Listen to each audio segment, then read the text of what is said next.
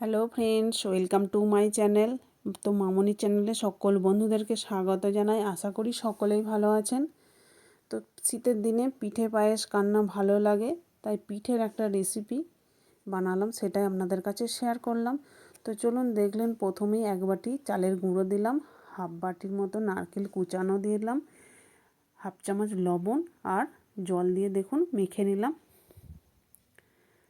তো সব মিলে আমি 3 বাটির মতো জল দিলাম।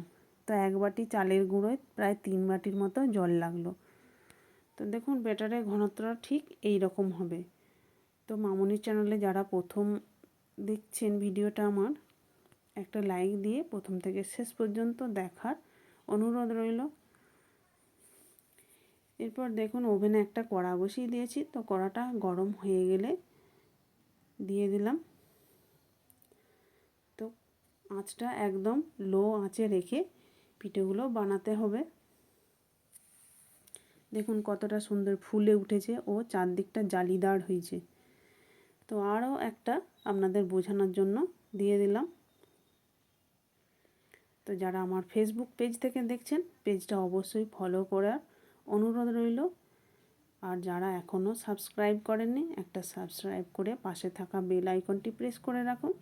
তাহলে আমার নতুন নতুন রেসিপি ছাড়ার সাথে সাথে সবার আগে আপনার কাছে পৌঁছে যাবে। তো বাড়িতে আপনারা অবশ্যই বানিয়ে দেখুন।